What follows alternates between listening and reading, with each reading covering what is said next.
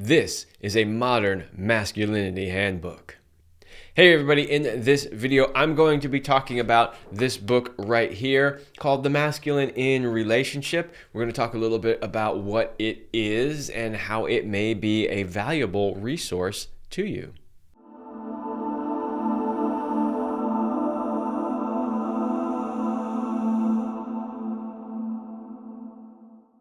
But before I do that, please make sure that you like this video, share it with your friends, and also subscribe to the channel. Doing those things greatly helps the channel, and it helps me get this information out to people who could really use it. Hey everybody, I'm Kevin Anthony. I am a certified sexologist, Tantra Counselor, NLP Practitioner, and sex, love, and relationship coach. And for over 10 years, I have been helping men, women, and couples have the relationship of their dreams and the best sex of their lives. Okay, so let's dive in here. The book that I want to talk about today is called The Masculine in Relationship. I also had the author of this book, G.S. Youngblood, on my channel. On my podcast. So go check out episode 306, What Does It Mean to Be a Healthy Masculine Man in Modern Society? We got to talk for a whole hour about what that really means. We covered some of the stuff that's in this book, and it was really a great conversation. For those that don't want to listen to the entire thing or just want a quick sort of rundown of what I think about this book in general, and the ideas contained in it, well, this video is for you. So let's just dive right in. The first thing that I want to say is that whenever we're talking about masculinity, if I were to ask the average person what makes somebody masculine, generally what you'll get is, well, you know, he's tall, he's broad shoulders, he's got a square jaw, deep voice, you know, he acts very alpha, like, they will say that those are the things that make a man masculine. And one of the things that I have been saying for many years in the work that I do and on this channel is that those things don't make you masculine. They make you appear masculine, but they don't actually make you a real masculine man. And I've used many examples in the past about how I have seen these big, burly men with big, bushy beards. You know, they look super masculine. They've got huge muscles, right? And then you see them try to like walk down a steep trail and they're like, right? So just because you look a certain way or your voice sounds a certain way doesn't necessarily mean you are masculine. And one of the things that I really appreciate about this book is it basically says the same thing. When it's talking about what are the traits that make a man masculine, it doesn't talk about any of that stuff. Right? It's talking about other qualities about how you show up, especially in your relationships, that really make you a man. And we're going to talk about those. So if those traits don't really make you masculine, then what does make you masculine? Well, according to this book, GS has created a framework with 3 elements in it. And those 3 elements are respond versus react, provide structure, and create safety. And that's what he calls his 3 elements of a masculine core, or his masculine blueprint. So he really goes pretty deep into each one of those. But really what they are, and you know, I'm not going to tell you everything that's in the book. I can't summarize 300 pages of material in a 10-minute video.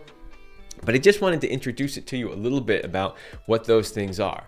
So it's respond versus react. This is a core component to really showing up as a man. As a man, we're supposed to be the rock, right? We're supposed to be the banks of the river that guide the watery, flowy feminine, right? One of the ways that we do that is we don't react to things that are happening, because our woman is going to throw stuff at us all the time. Her emotional fluctuations are going to be coming at us a lot. And so we need as men to show up as the rock. And what that often means is, rather than reacting to something, we pause for a moment, we think about it, and then we respond clearly and directly. There's way more to it than that. There's an entire chapter in this book dedicated to just that, giving you examples that will make that a lot more clear if you actually read it. The second one is to provide structure. I kind of mentioned, you know, as the masculine, we're supposed to be the banks of the river. So if you think about, banks contain the water, but they don't necessarily dictate exactly like, all right, we're the banks and we say the river's going to go over here. No, the river influences where the banks are. So there is a give and take between masculine and feminine. So I don't want to imply in any way that it's our job to control, her and everything that happens. That's not it at all. In fact, that is what some people consider masculine, but isn't really masculine. So this idea of providing structure, again, there's a whole chapter in this book about what does it really mean to provide structure. And there's some great examples in there as well. And then lastly, create safety. And I did an entire podcast episode. I don't even remember what it was called right now. It was a little while back. I will find it and link it in the description. It was an entire hour-long episode on what does it really mean to create safety. Now, that is kind of a tricky question, because a lot of times men will think, well, of course she's safe. I would never hurt her. There's so much more to creating safety than just physical safety. So I will link that in the description. Go check that out.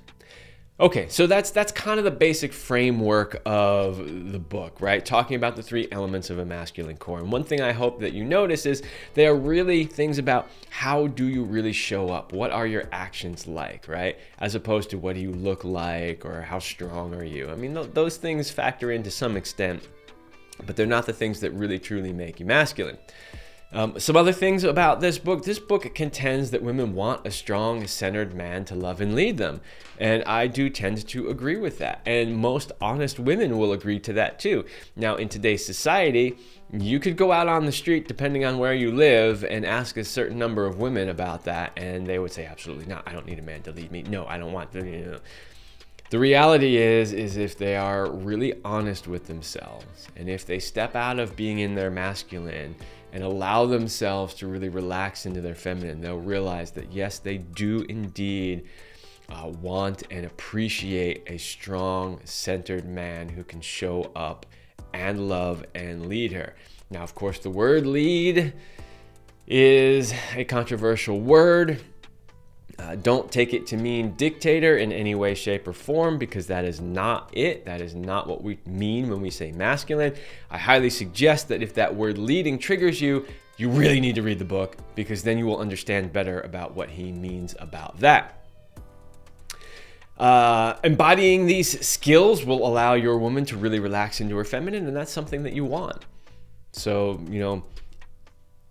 knowing what those skills are, reading the examples, and then practicing them, and then really using them in your relationship, you should see your woman respond very positively to it. This book is also based on the work of other previous giants, such as David Deida. But what I like about it is it takes those ideas, and not just from David, but from several other prominent names in the field who have been talking about these types of dynamics and what it means to be masculine. And it brings them all together in a way that's really simple and easy to understand. There's nothing difficult in this book at all. When you read it, it should all pretty much just make sense to you, and you should have a pretty good idea of what it really means to be a masculine and to show up as your best masculine self. I would say that overall, the teachings in this book are really solid. I have on my website inside what we call the Passion Vault, which is a vault. It's a password protected area you can sign up for. It's totally free, by the way, where you have tons of resources to help you with your sex, love, and relationship. One of the resources in there is our reading list. This is a list that Selena and I put together over the years of having read dozens, in the hundreds probably between the two of us, books on sex, love, and relationship, and picking out the ones that we thought were the best and most helpful for our clients. So this book is going to be on that by the time that you watch this video. And it's on there because I do think that it is that valuable of a resource. So it's something that I highly recommend if you want a taste for it before you actually read it. This video is giving you that, and or check out the podcast where you get to hear it straight from GS himself. And if you're interested, then I highly suggest that you read this. I really do believe that this could help most, if not all, men navigate their life and their relationships in a way that will significantly improve the quality of both of them. All right, I hope that you found this helpful. I know some people have said that they really like when I do book review videos, so I try to do them because I want you to have access to the best resources out there. And if you do like them, or if you have a particular book you want me to read and recommend to you, let me know.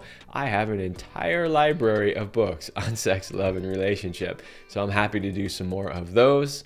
Also, please make sure that you check out my website, kevinandceline.com. I've already mentioned the Passion Vault, where you can get access to the free library. You can also find out how to work with me if you want some one-on-one guidance on really how to master these things, how to do these things, how to show up as that best masculine man, become a sexual master, rock star, all that stuff. You can find that at kevinandceline.com. You can also find the Love Lab podcast there. You can also watch it right here on this channel. You can also listen to it on any major podcast platform. And then also please check out my online courses for men's sexual mastery at powerandmastery.com.